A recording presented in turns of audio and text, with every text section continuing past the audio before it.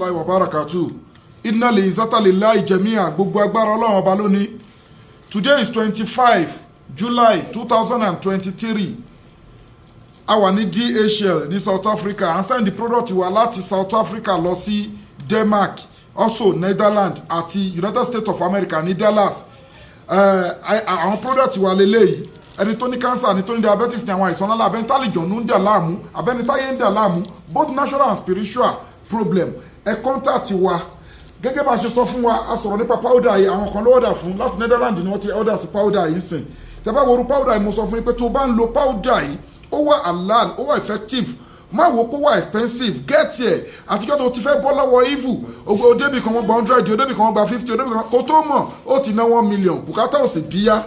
Get nǹkan original tí ó dẹ̀ lẹ́bọ̀ lẹ́rù tó yẹ pé barrier máa wà láàrin ìwọ àti evil world, wọn ò ní access sí ẹ àtọmọ ẹ àti gbogbo nǹkan ẹ.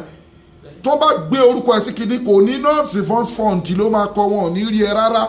Gbìyànjú kó get àwọn powder, àwọn kan ló order fún powder yìí, ẹ dẹ̀ get all in one natural apps wa. Obìnrin tó ń wojú Ọlọ́run bá fọ́mọ, àwọn product wa ní get caterpillar, ọkùnrin tí wọ́n mú nǹkan ọmọkùnrin ẹ̀, get caterpillar àti transformer 1100 power with miracle leaves. Wọ́n mú nǹkan ọmọkùnrin ẹni, arọ́pọ̀sá ń dàlá mú ni, ìdákọ́lẹ̀ ń dàlá mú ni, wàá dúpẹ́ fọ́lọ́, àwọn èèyàn ló wọ́n dúpẹ́. Bákan náà ni get all in one natural apps.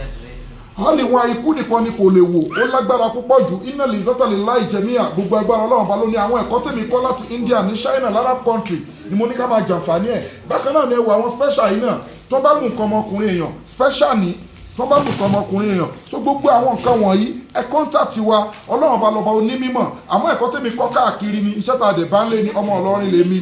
So Ọlọ́run gbàdúrà wa, WhatsApp lórí +27 61 295 6389. Inna li izzata lillahi jami'a. Gbogbo agbára Ọlọ́run bá lóní.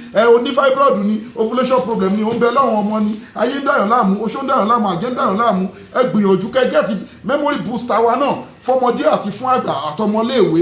Bẹ́ẹ̀ ni ìsọyè Iliam ó lágbára púpọ̀ ju Eyikeyi nínú both natural and spiritual problem. Ẹ contact Global Dahiratu Islamic Organization Health and Spiritual Department. Inna li izzata lillahi jami'a. Gbogbo agbára Ọlọ́run bá lóní o. Ẹ̀kọ́ sàárà wà fún wa, tàfi ń treat case àwọn èèyàn. Ẹ̀kọ́ àwẹ̀ wà, ètò àdúrà wà, àwọn powder tó wà halal wà tó ẹ pé wà àti evil.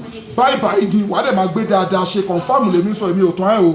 Ẹ WhatsApp lórí +27 61 295 6389. Adẹ̀dúpẹ́ lọ́wọ́ gbogbo ẹ̀yin fans wa àtẹ̀yin olólùfẹ́ Ọlọ́run lára wa tẹ́ ń bá wa rọjà, àdúrà yẹn máa gbà ẹ̀ ní wálẹ̀ láéláé. Ogun tó bá ti ṣẹ́nu ìgbésí ayé yín kò ní padà gbérí mọ́. Má sálàmù wa ilal liqa'i.